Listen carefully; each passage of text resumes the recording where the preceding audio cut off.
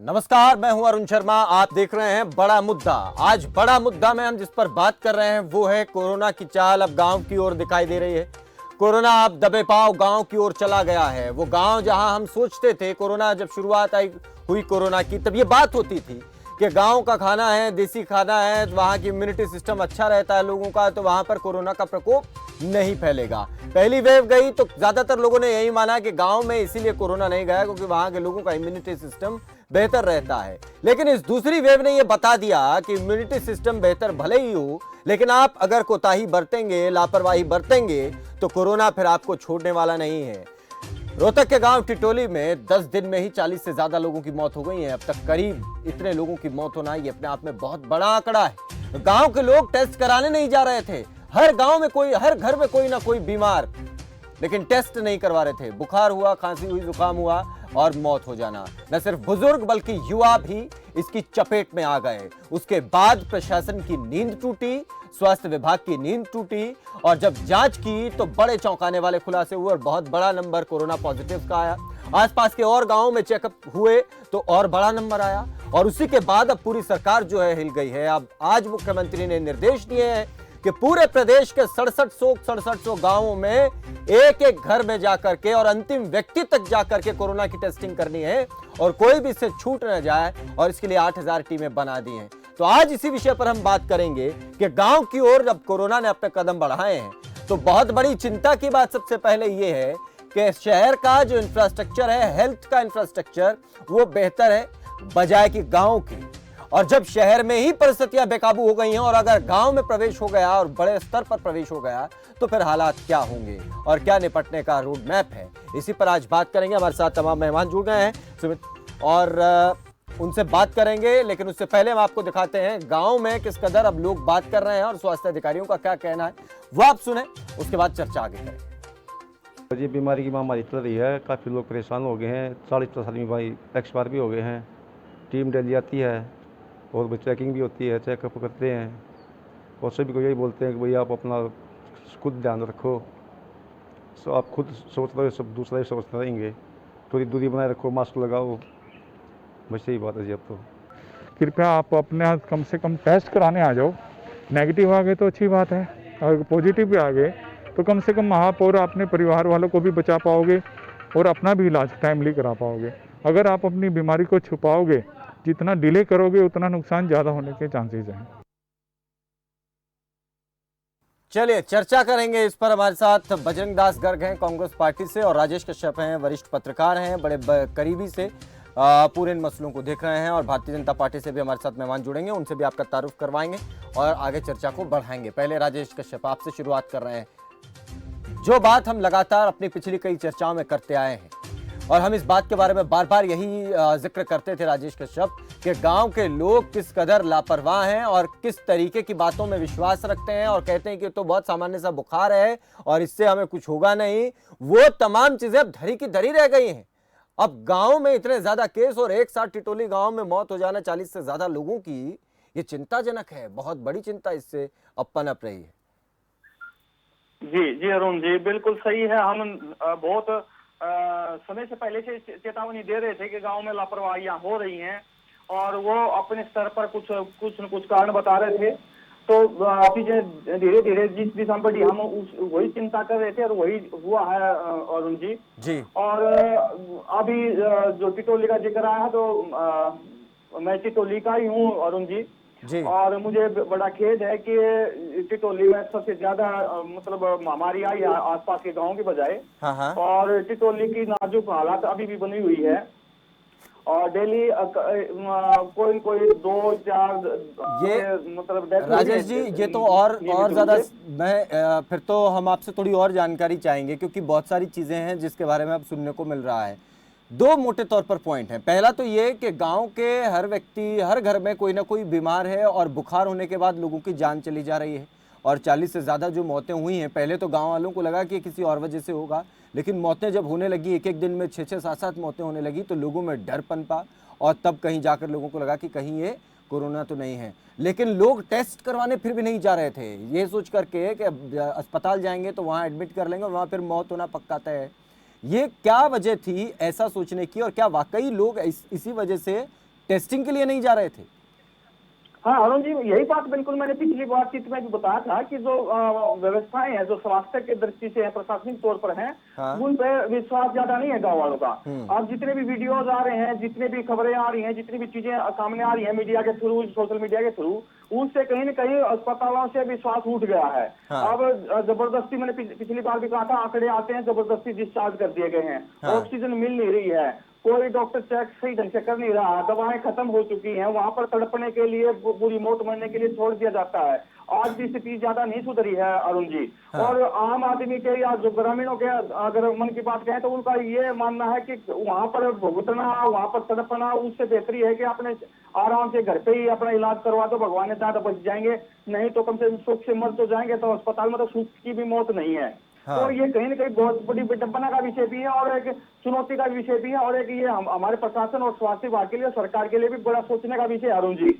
जब एक देहात का आदमी, गरीब आदमी, आम आदमी जब प्रशासन से, शासन से जब विश्वास उठा लेता है तो चिंता का विषय बन जाता है। और ये चिंतन का विषय भी है कि ऐसा क्या हम कमी कर रहे हैं जिससे लोगों का जुड़ाव नहीं हो पा रहा है। हाँ। जब हम अच्छा, डीसी एक साहब की चीज, बात करते, डीसी साहब ने भी बहुत प्रेरित किया, बीडीपीओ साहब ने प्रेरित किया, डॉक्टरों ने भी प्रेरित किया, डेली मुलाकातें हो रही है सुबह शाम अरुण जी, लेकिन हाँ। इसके बावजूद भी ज्यादा लोग घर से निकलने में मतलब अपने आप को संकोचित कर रहे हैं। अच्छा, अभी क्योंकि ये बात हो रही है, अब मुख्यमंत्री ने भी निर्देश दे दिए इस बात के कि हर गांव में जाकर टेस्टिंग होगी, बहुत सारी चीजें हैं, उनकी तरफ भी बातें अब हो रही, तो अब क्या गांव के लोगों में कुछ जागृति आई है, कुछ इस बारे में सोच रहे हैं, लोग आगे निकल करके आ रहे हैं कि कम से कम टेस्ट तो कराएं, पता तो लगे कि समस्या आखिर है कहाँ?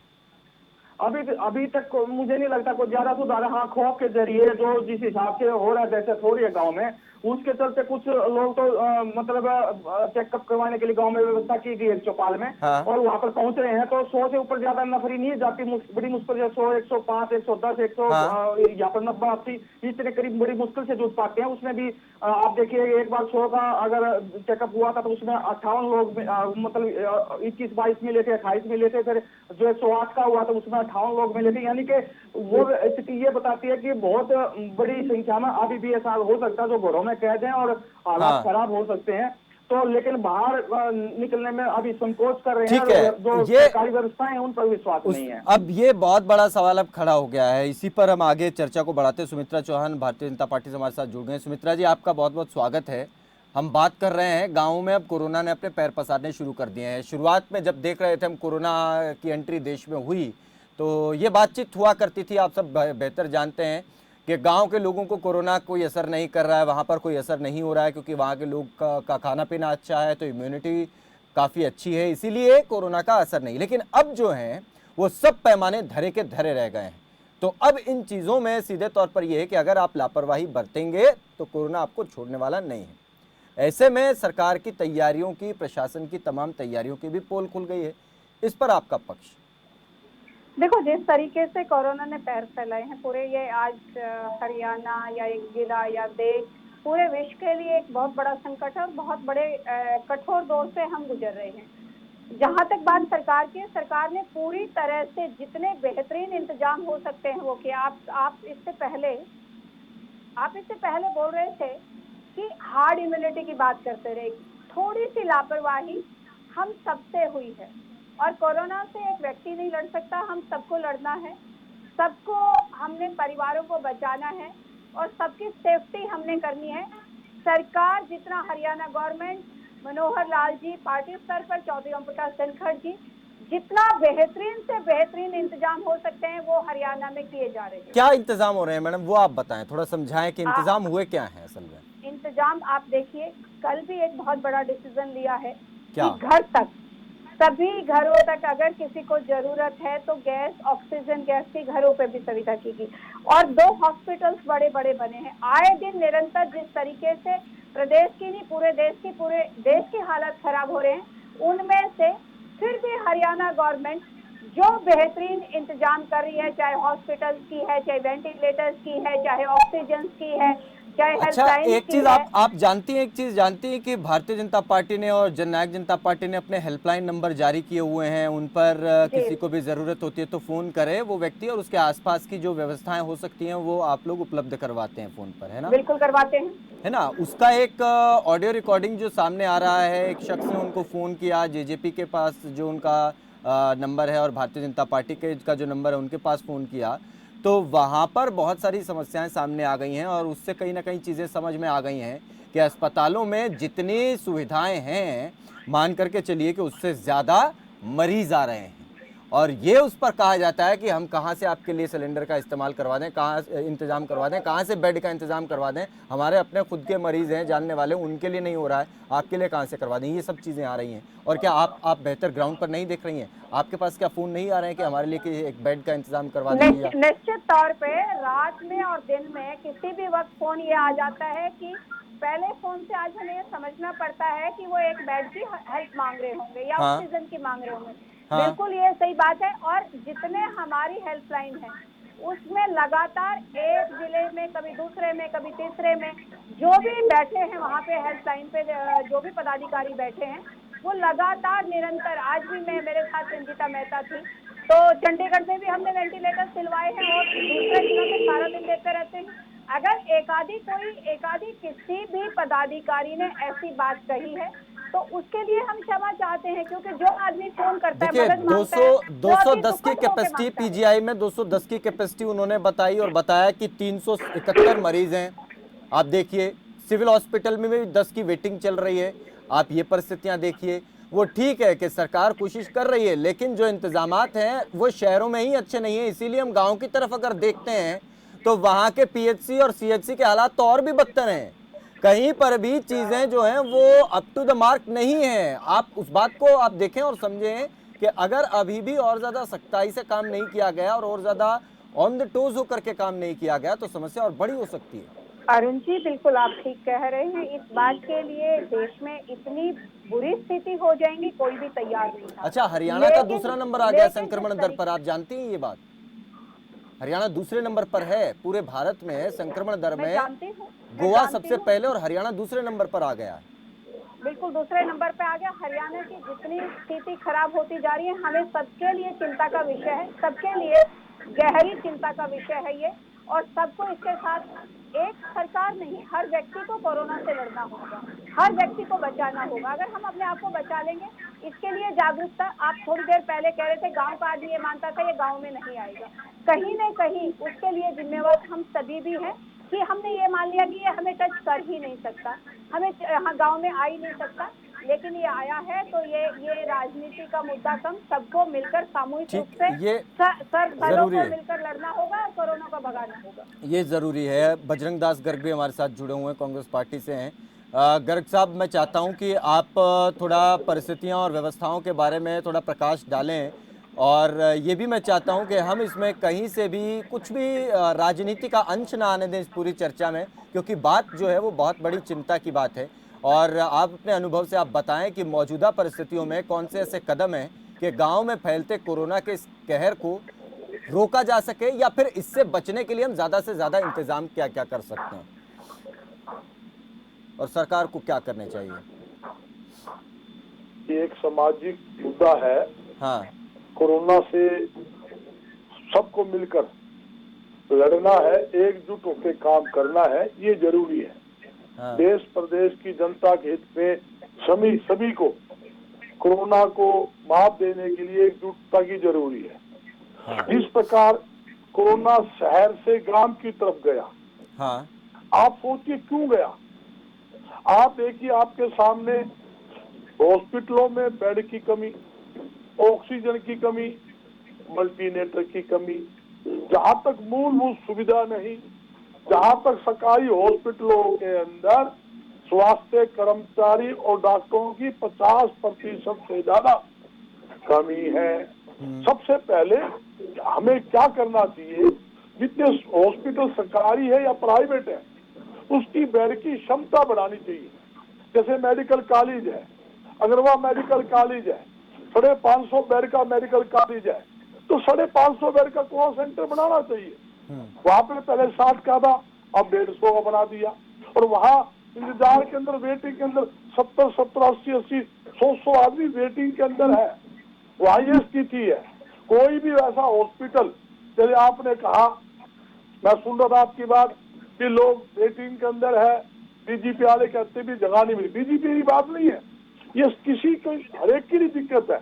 अगर मेरे पर कोई लोग फोन करते हैं, हम भी बड़ा प्रयास रहता है कि सैकड़ों हॉस्पिटल जो है मेरे संपर्क में है, जानकार है, रिश्तेदार डॉक्टर भी अच्छा है। गर्ग साहब ये बताइए, अभी जैसे क्योंकि हम सब लोग इस चीज से जूझ रहे हैं कि फोन आता है, मैसेज आता है कि मेरे फलां रिश्तेदार को बेड चाहिए, ऑक्सीजन चाहिए, आप कहीं से इंतजाम करवा दो, या आपके पास भी कॉल आ रहे हैं, आप जैसा बता रहे हैं। तो उस परिस्थिति में क्या आप सक्षम हो पाते हैं किसी के लिए कुछ मदद कर पाना, कि उसको बेड मिल सके कहीं से भी, या फिर उसके लिए आपको बहुत ज्यादा जूझना पड़ता है कि कहीं से भी किसी की अगर मदद हो सके तो उसको दिलवाई जा सके? बहुत ज्यादा अरुण जी, आपने अच्छा सवाल किया। मैं ही नहीं, हर एक व्यक्ति को जो भी सहयोग करने के लिए काम कर रहा है, कि बीजेपी है, कि कांग्रेस है, कि अदर पार्टी है, जो सामाजिक धार्मिक संस्था है, उनके जो प्रतिनिधि है, उनको बड़ा भारी जूझना पड़ रहा है। जबकि मेरे पर्सनल इतने संपर्क है, अग्रवाल मेडिकल कॉलेज हमारा है, कम से कम 20 हॉस्पिटल जो है, जिसके अंदर जो हॉस्पिटल के मालिक मेरे पर्सनल यार दोस्त है, समझो डॉक्टर सारे, मतलब एक बेड दुआने के लिए सबको फोन करना पड़ता है। कभी बेड, जब कोई बेड खाली होता, फटाफट मसा ही उसको दुआ पाते हैं। एक्चुअल क्या स्थिति है, बेड की दिक्कत, ऑक्सीजन, डॉक्टर कह रहा है ऑक्सीजन नहीं है। गर्ग साहब, हमारा कोटा है, मेरे हॉस्पिटल में गैस के सिलेंडर चाहिए, 7 डेली की खपत है, हमारा कोटा बना दिया प्रशासन ने। ऐसे में तो फिर केवल एक ही चीज अब बच गई है कि लोगों को खुद से अब अपना ख्याल रखना होगा, नियमों का पालन करना होगा, बहुत कड़ाई से करना होगा। यस, यही करूँ जी। मैं आपको एक नई बात बताना चाहता हूँ। सबसे मोटी बात क्या है, हम खुद अपनी सेफ्टी करेंगे। जब हॉस्पिटल में मूलभूत सुविधा नहीं है, आपने एक सवाल किया कि वो टेस्टिंग के बारे में कहा, लोग टेस्टिंग नहीं करवा जाते, टेस्टिंग करवाते हैं दाखिल हो जाएगा, ऐसी बात नहीं है। जब हम टेस्टिंग करवाते हैं, टेस्टिंग की रिपोर्ट कम से कम, बता रहा हूँ, कम से कम 5 दिन और उसके ऊपर 10 दिन तक उसकी टेस्टिंग रिपोर्ट आती है। दाखिल तो करते ही नहीं, दाखिल कहाँ करेंगे, बेड नहीं है। गांव के अंदर आप देखोगे, गांवों के अंदर लोगों ने अपने घरों का अंदर ही कोरोना सेंटर से बना लिए। कईयों ने ऐसा है, कोई सरपंच है, कोई पूर्व सरपंच है, कोई नंबरदार है, उसने एक दिल्ली लेकर 10 बेड वहां लगा लिए, वहां एक दवाई का पैकेट बना लिया, 90 रुपए की पूरी कोरोना का किट बनती है, वो दवाई दे रहे हैं।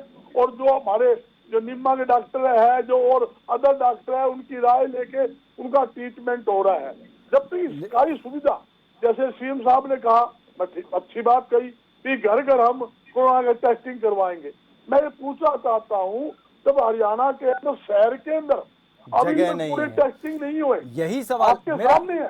मैं नहीं, की बात नहीं कर रहा, आपने बिल्कुल सही बात कही। ये अच्छा, दूसरा एक बात और है इसमें गर्ग साहब, एक चीज और है जो आप पॉइंट उठा रहे हैं, जो आप बात कह रहे हैं, ऑक्सीजन नहीं है, जो आप बात कर रहे हैं, ये बहुत इंपॉर्टेंट बात है कि शहर में ही जब पूरी टेस्टिंग नहीं हुई तो गांव में 6700 गांव में कहां से और कैसे हो जाएगी इतनी बड़ी टीम। अच्छा, दूसरा कि टेस्टिंग हो जाएगी तो फिर राजेश कश्यप, मान लीजिए कि टेस्टिंग ठीक है, एक बहुत बड़ा टारगेट है और बहुत बड़ा काम है ये, और 8000 टीमें इसके लिए गठित कर दी गई हैं, या उसकी अब तैयारी होगी, उसके निर्देश मुख्यमंत्री साहब ने दे दिए हैं। अब ये टीमें घर घर जाकर टेस्टिंग करेंगी। पहली तो समस्या यही कि वो टेस्टिंग करवाने के लिए लोगों को प्रेरित करने वाली बात, उनको इससे जूझना पड़ेगा। टेस्टिंग हो भी जाती है और उसमें पॉजिटिव अगर निकलते हैं तो फिर उनका इलाज कहाँ और कैसे, उसकी क्या व्यवस्था होगी, तो ये पूरा एक बहुत बड़ा प्रोसेस है। और 6700 गांव, ये बहुत ज्यादा, ये बहुत पाने पर। मैं आपको एक राय और देता हूँ अरुण जी, जो हमारी कई संस्था है, जैसे अग्रवाल धाम है, उसके अंदर 250 कमरे ऑलरेडी है। और पिछली बार भी कोरोना सेंटर सरकार ने बनाया था, हमने वहाँ कोरोना सेंटर बनाकर खाने की, ठहरने की पूरी व्यवस्था हमने की थी। जितनी भी सामाजिक धार्मिक संस्था है, उनको करना, जिसके पास रूम है, सिर्फ उनको कोरोना सेंटर अगर आप बना देंगे तो हर एक संस्था प्यार में देने के लिए। ठीक है, ये सही है, ये सही है। राजेश कश्यप, मैं आपसे जानना चाहता हूं कि ये अपने आप में एक बहुत बड़ा काम है और इसको बहुत, ऐसा नहीं कि केवल मुख्यमंत्री साहब के निर्देश आ गए तो ये हो गया। पहले तो समस्या यही कि टेस्टिंग करनी है उन लोगों की जो टेस्टिंग करवाने के लिए खुद से आगे आ ही नहीं रहे हैं।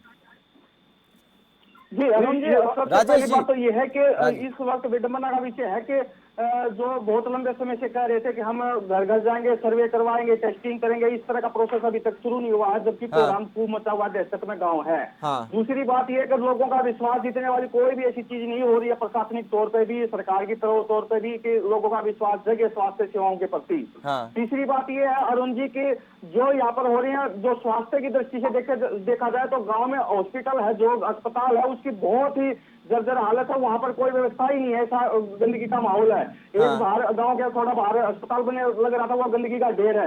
अभी ग्रामीणों की भी मांग है, पुरजोर मांग है, कम से कम 50 बेड का हॉस्पिटल तो तैयार होना चाहिए यहाँ पर। हाँ। अब हॉस्पिटल तक नहीं है, व्यवस्था क्या करेंगे? अभी कहीं किसी चौपाल में डॉक्टरों की टीम बैठ जाती है, कभी किसी दूसरी जगह बैठ जाती है, तो ये जगह भी मिलनी बड़ी गांव में बड़ी मुश्किल हो रही है। और ऐसी चीज के बीच में कम से कम स्वास्थ्य के प्रति हॉस्पिटलों का जो एक स्तर है उसको भी ऊंचा उठाना चाहिए सरकार की तरफ से। हाँ। फिर इसके बाद ऐसा कुछ भी ये नजर नहीं आ रहा कि कोई गंभीरता बरती जा रही है। अच्छा तो भी ठीक थोड़ी है, चीज पूरी हो रही मैं है। एक चीज अभी की जो परिस्थितियां हैं राजेश जी, क्योंकि आप बहुत बेहतर तरीके से जानते हैं कि हमें ये पता है कि ना अस्पतालों में सुविधाएं हैं, ना अस्पताल प्रॉपर उतने संख्या में है जितने की जरूरत इन मौजूदा। मैं आ रहा हूँ बजरंग दास जी, मैं आ रहा हूँ आपके पास। एक पॉइंट सर, छोटा सा पॉइंट मिला, मैं जल्दी। बताना चाहता हूँ। प्रधानमंत्री केयर फंड से हाँ। एक्वा कंपनी के पूरे देश के अंदर वेंटिलेटर सप्लाई हुए थे, हाँ। हरियाणा के अंदर भी आए थे। आज तक वो वेंटिलेटर डब्बा बंद पड़ा है। चलिए, एक ये भी वेंटिलेटर, हाँ, एक ये भी सवाल भी, वेंटिलेटर इसका भी जवाब सुमित्रा जी से भी लेंगे, आज लेकिन तक चालू क्यों नहीं हुआ? हाँ, ये वो कई बात- सारे सवाल हैं। मैं राजेश जी आपसे मैं जानना चाह रहा था, अभी जिसका हम जिक्र कर रहे थे कि ये अपने आप में बहुत बड़ी चिंता का विषय है, क्योंकि स्वास्थ्य सुविधाएं हमें पता है कि उतने स्तर पर नहीं है जितनी होनी चाहिए, और आज ही बनाने लगेंगे तो ऐसा भी नहीं है कि कल परसों तक वो बन जाएंगी, एक लंबा प्रोसेस है। तो इस परिस्थिति में क्या अब ये वाकई एक बड़ी चुनौती हो जाएगी कि हर गांव में अब जाकर के अगर देखा जाएगा और कोरोना पॉजिटिव मरीज बहुत ज्यादा मिलते हैं और टिटोली जैसे हालात भगवान न करे किसी और गांव में हो जाएं, तो परिस्थितियां बेकाबू हो जाएंगी और फिर उसमें ना प्रशासन कुछ कर पाएगा, ना सरकार कुछ कर पाएगी, ना कोई आम लोग फिर खुद से कुछ कर पाएंगे। अरुण जी बिल्कुल सही बात है, चिंता का विषय है। और ये मुझे डर है कहीं कहीं जिस तरह पहले हमें डर था ये गांव में घुसेगा और स्थितियां पेचीदा हो जाएंगी, हाँ। वही डर अभी भी हो रखा है कि जितने के आसपास के गांव में 2, 4, 5, 7 केस ऐसे नजर डेली आ रहे हैं। हाँ। और डेथ भी होने लगी है, तो कहीं न कहीं ये पूरा रोहतक का एरिया बहुत घातक सिद्ध हो सकता है कोरोना की दृष्टि से। हाँ। और अभी भी वो लापरवाहियां हैं, बहुत लापरवाहियां हैं अरुण जी। और मुझे लगता है कि शायद हो सकता है अगली बातचीत हम करें तो और ज्यादा स्थिति बहुत नाजुक हो चुकी हो। तुरंत प्रभाव से इस एरिया में अपना एक अस्थायी तौर पर सही एक अच्छा कोविड सेंटर हो, अच्छी टीम यहाँ पर लगा दी जाए और गांव में स्वास्थ्य जो कर्मी होते हैं घर घर जाकर टेस्ट करें, वो कोविड सेंटर तक बात पहुंचाएं और वहाँ पर सुविधाएं दें। जब यहाँ पर गांव की बात करूं टिटोली की, तो टीम है एक औपचारिकता मैं कह रहा था पूरी हो रही है, वहाँ पर एक टेस्ट का एक नमूना ले लिया जाता, बस ऐसे ही चीजें हो रही हैं। दूसरी बात यह जो अगर शहरों में भी अगर कंट्रोल कर लिया होता है, क्योंकि ग्रामीण लोग थे ऐसे नजरअंदाज कर रहे थे, मतलब खुद को ये कोशिश कर रहे थे बताने के लिए भी कोरोना नहीं है, मतलब लापरवाही थी। उस लापरवाही के चलते वो शहरों में गए। शहरों से ये युवा लोग हैं जो कोई हुक्का बार में जाता है, कोई खरीदने के लिए जाता है, कोई कुछ जाता है, वो लापरवाही शहर से आई है और फिर वो गाँव में घुसी है। तो ये अगर शहर में भी अगर पहले ही नाकेबंदी कर देते, पहले व्यवस्था अच्छी कर लेते, गाँव में नहीं घुसता। और जब गांव में घुस जाते कंट्रोल करना बड़ा मुश्किल होगा अरुण जी। और इस वक्त भी गांव में जो माहौल है ना अरुण जी, मैं बता रहा हूँ, अगर इस वक्त भी स्थिति सुधारी नहीं गई और गांव की डिमांड भी है भी कम से कम 20-50 वो बेड का हॉस्पिटल अपना तैयार तो हो, एक कोविड सेंटर यहाँ पर अच्छा सा तैयार किया जाए जिसमें आसपास के ग्रामीण लोग जो गाँव हट गए वो वहाँ पर अपनी इलाज करवा सके। हॉस्पिटल से विश्वास उठ गया अरुण जी, हॉस्पिटल में कोई नहीं जाना चाहता। और जो ये टेस्टिंग हो रही है ये एक छोटा एक औपचारिकता नजर आती है ग्रामीणों को, कहीं न कहीं ये रोज की बात है। दूसरा एक और मुख्य कारण है, अभी भी एक लापरवाही और हो रही है ग्रामीणों में, कहीं न कहीं दिमाग में घर कर कहा कि जो 5G जो टावर लगे हुए हैं उसका रेडिएशन की वजह से ये सारी चीजें हो रही हैं। ये पॉइंट बहुत इंपॉर्टेंट राजेश जी, ये पॉइंट आपने खुद से, मैं इस सवाल को उठाना ही चाह रहा था अभी, लेकिन आपने खुद से इसका जिक्र कर दिया। इसको थोड़ा बहुत कम समय में अगर इस बात को समझा सकें कि ये बात शुरू कहां से हो गई और क्या अभी भी बनी हुई है लोगों के दिमाग में कि मोबाइल का टावर 15 दिन से बंद कर दो ठीक हो जाएगा। हाँ, ये एक कथित तौर पर एक ऐसी आईडियो वायरल हो रही है सोशल मीडिया पर, जो जिसमें एक टावर का अधिकारी और एक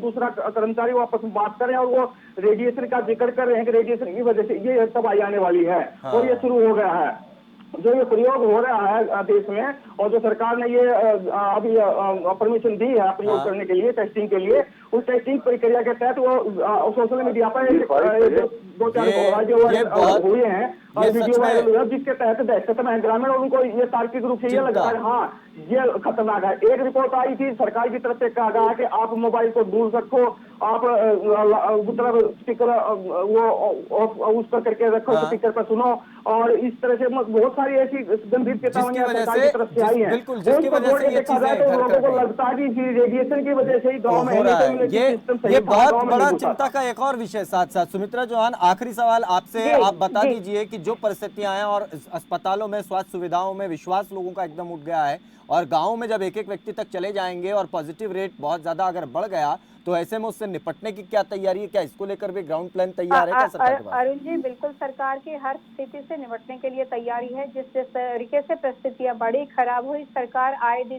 कितने हॉस्पिटल्स का नया हो रहा है, लेकिन खड़े पैर इंफ्रास्ट्रक्चर खड़ा नहीं हो सकता। जहां जहां पर भी उपलब्धता जो है करवाई जा रही है ऑक्सीजन की।